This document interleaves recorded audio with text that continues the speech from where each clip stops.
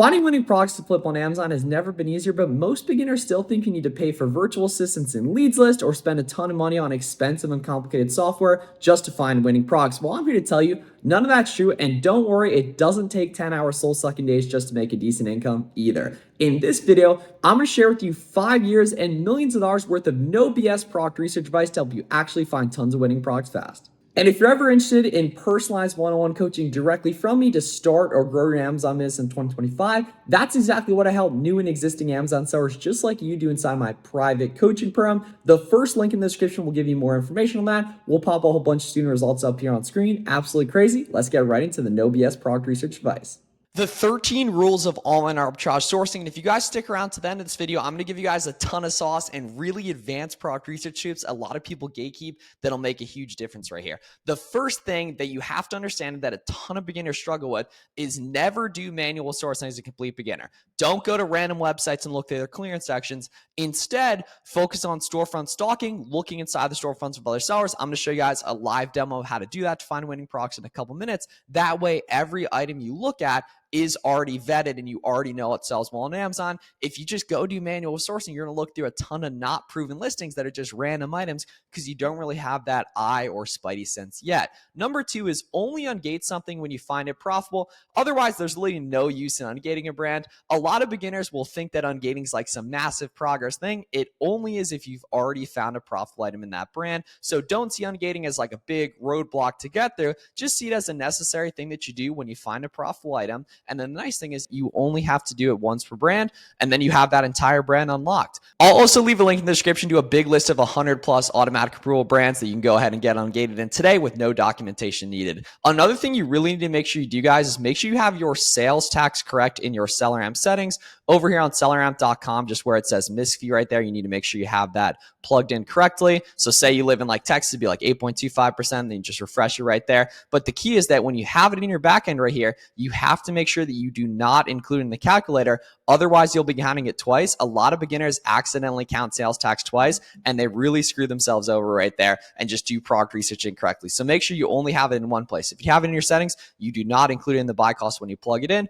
Otherwise, you're counting it twice, and a lot of listings that actually are good aren't going to look good. Always avoid listings with the competition shooting up or the price shooting down or both. I get asked all the time, how much competition is too much competition on a specific product? And it really all comes down to what the trend of the item is. There's great listings with 60 sellers and there's horrible listings with 2 sellers.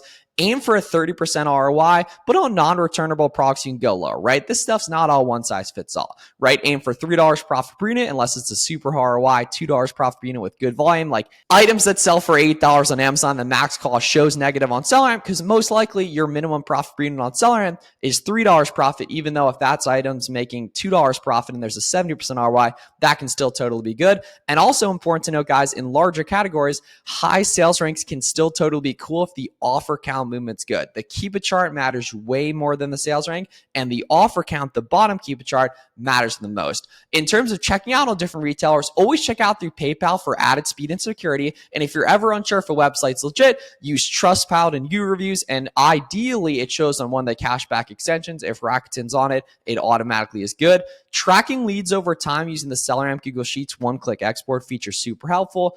All the time, you're going to come across listings that are good today, but they're out of stock on the retailer, and also items that are not quite good today, but they've really been good over time. So many beginners will just let those leads kind of fall to the wayside. Nope, don't do it like that. Use the SellerAmp Google Sheets. It's really, really important. One of the most important concepts you have to understand as an online arbitrage beginner is that each website has 1 or 2 tips and tricks that create the profit margins. Very, very rarely are items just going to be profitable at the price they show on the website. I'm going to show you guys a couple examples of that here in a sec and how to find winning products. But the key is that each website pretty much has 1 or 2 tips and tricks that create the profit margins. And that's what you need to know for that specific retailer. Obviously, it can take some time to find. That's part of being a new seller. But in my case, these days, I have a ton of these memorized. And that's just kind of like what I give my coaching students to save them a ton of time with that process.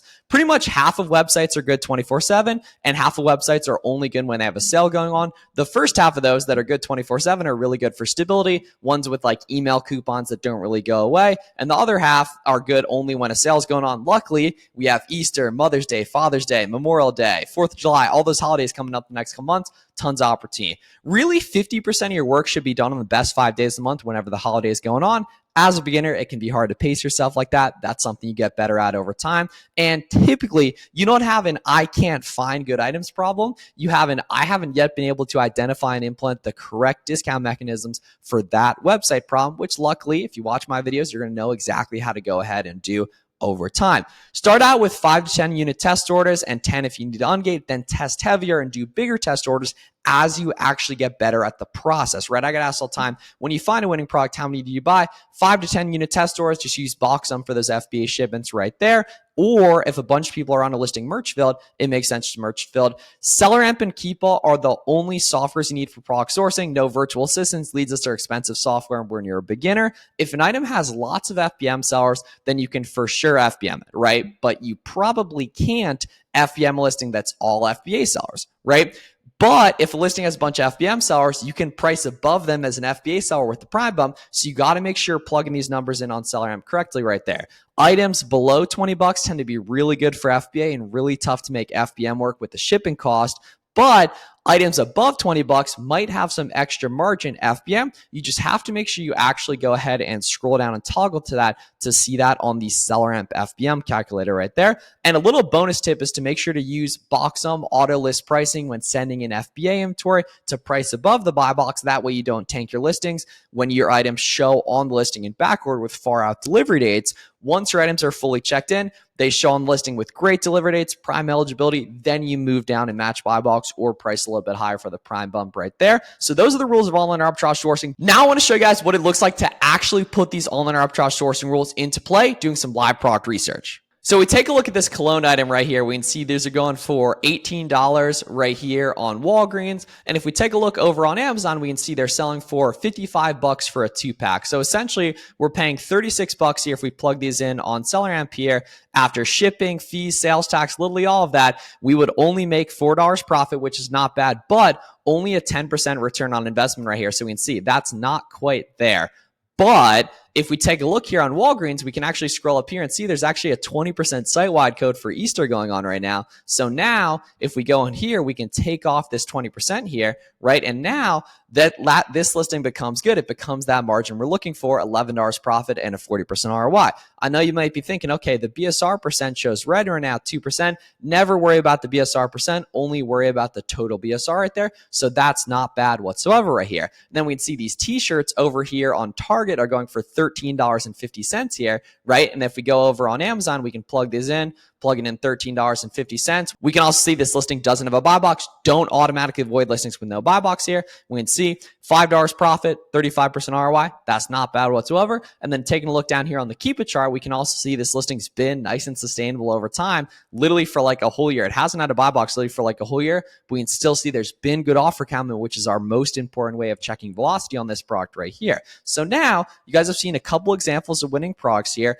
But there's all these tips and tricks to boost the profit margin. And one of those is going to be discounted gift cards here. I'm going to show you a whole bunch more at the end. So I can see Target, there's actually really good discounted gift cards here that'll give another 5 to 13% off right here. So say we get like the 8% ones, the 13% ones might be smaller, right? Just speaking in terms of averages here. We can go ahead and take off 8% from this and do math within SellerAmp calculator. And now this listing gets even better. So do not sleep on Cardbear for discounted gift cards. It's really helpful to lower your buy cost and create more profitable items right there. So now we've seen a couple examples of winning products. We could definitely go ahead and see if there's any discounted gift cards here that'll take off stuff on Walgreens as well, right? How do we actually find other winning products from here? Because that's what you guys are worried about watching this video here. And the best way is going to be storefront stock and just looking inside the storefronts of other sellers here. So now what I want to do is, you guys have seen, just watching this video, you've seen a couple examples of winning products here. You can literally pull up these ASINs and go ahead and storefront stock on your own here too to find other winning products. So all I got to do is scroll down to the big list of sellers right here.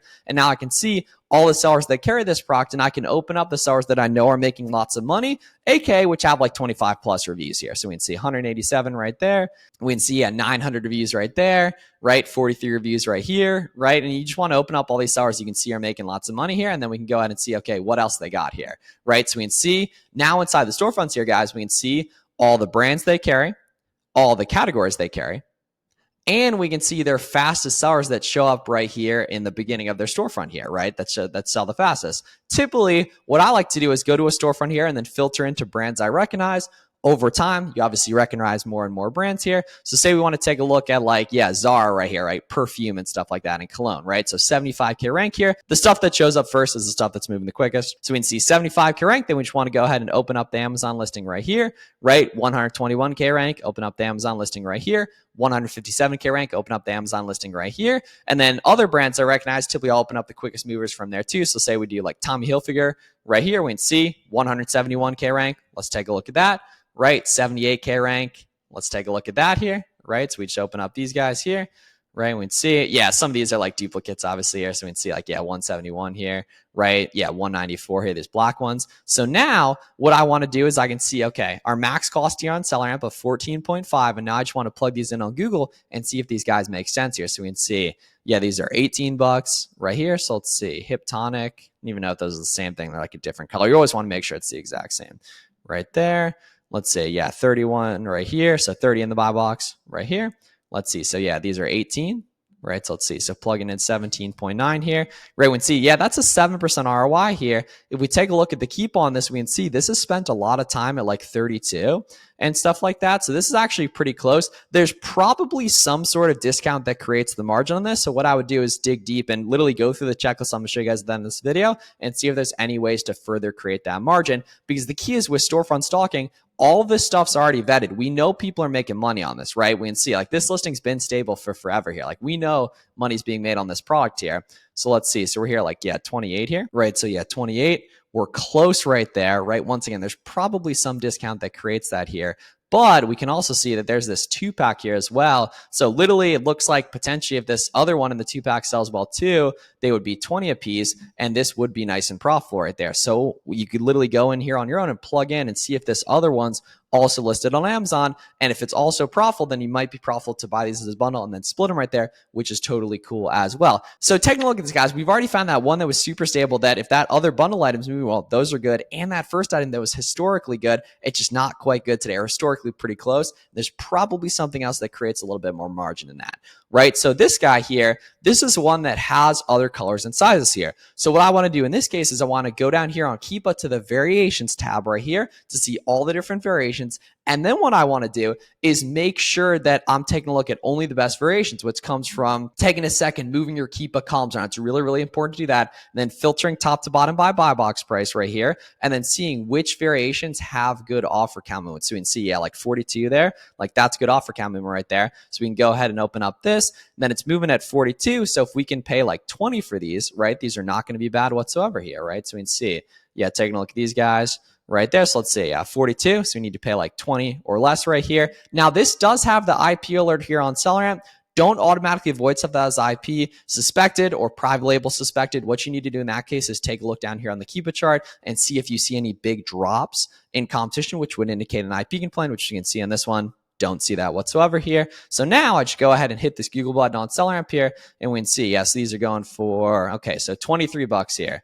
So we can see, so TH right here, right, we can see 20 bucks right there, right? Plugging in. Let's see if we missed anything. Oh yeah, here we go. So these are, yeah, okay. So yeah, okay, there we go. Right, so we can see. So we can see going for 23 right here. So if we go ahead and plug in 23, we can see we're pretty close, 18% ROI. But now I need to see if there's any other discounts I can use here. So go ahead and plug in this in here, right? We can scroll down and see if there's any email sign-up codes, which you can see. I actually knew that. On this case, Tommy Hilfiger, we can plug in our information and get a 20% code right here. So we can plug in 23, then we can take off that 20%. Now it becomes $9 profit and a 50% ROI. And we can see this listing's actually been profitable over time. People are literally buy boxing at 44 here recently this week. And that's exactly how you do storefront stalking, guys. And now using the winning proxy in this video, you can go ahead and storefront stalk on your own here. But I also want to equip you with the best tools and discounts to actually go ahead and do that. So this is literally a checklist that you want to go through with every supplier when you're starting out doing online arbitrage and seeing what discounts you can go ahead and get for that specific retailer. So stuff like coupons from the free extensions like Capital One Shopping and Coupon Birds, evergreen email account and text sign-up codes like we just saw on Tommy Hilfiger. Digging around for coupons on Google. If you literally Google, you can go do this. Shop WS coupons, you're going to be able to find other coupons for Shop WSS literally on Google.